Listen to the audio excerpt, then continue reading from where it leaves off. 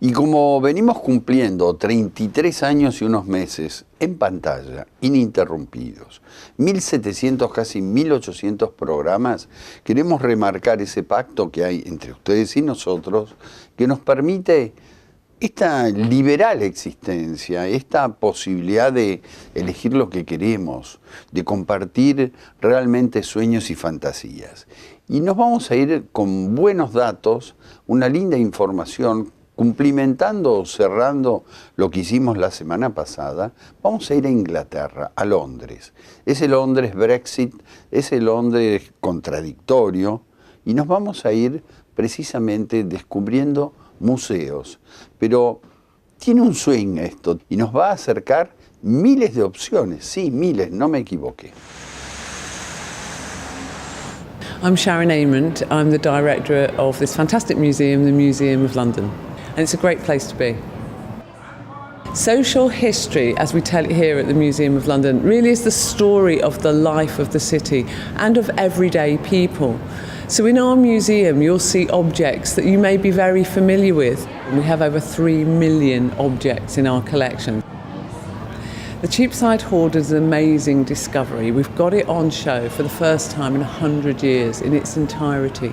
500 pieces of Elizabethan and Stuart jewellery that was dug up just on Cheapside, a road close to the Museum of London, and we don't know why it was buried. It's amazing.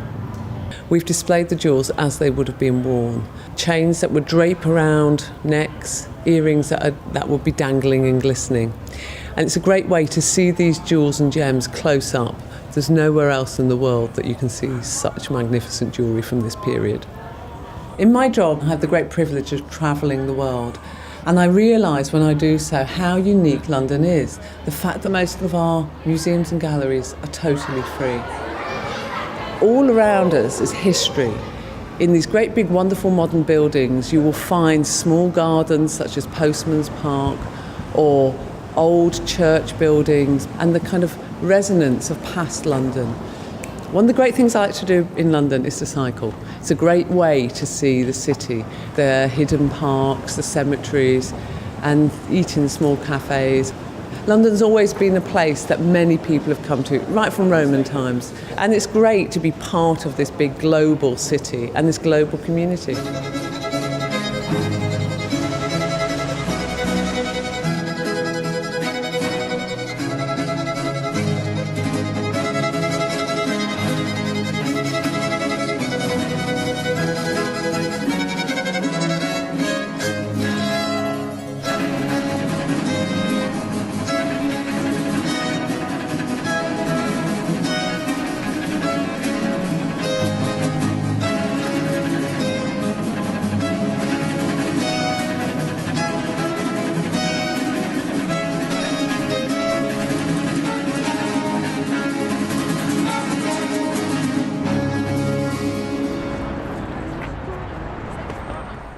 My name's John Abler. I'm a curator here at the Natural History Museum, and my speciality is molluscs.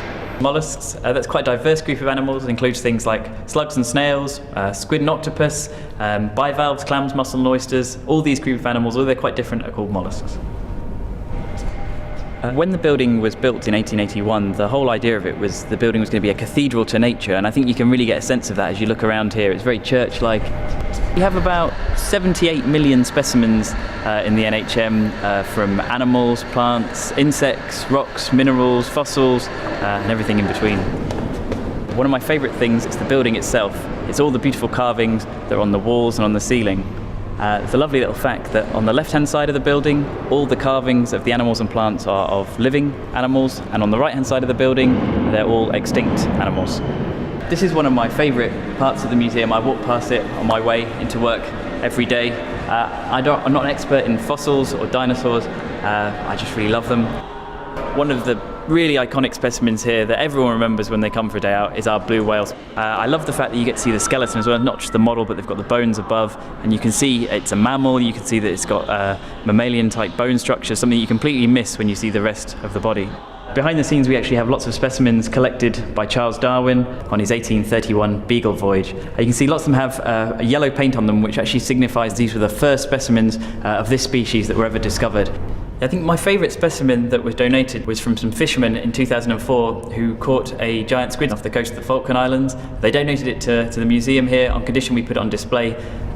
The museum's based in South Kensington. It's quite a rich area, there's lots to do around here. We've got the V&A, we've got the Science Museum, I've got the Royal Albert Hall, and of course got Hyde Park behind us.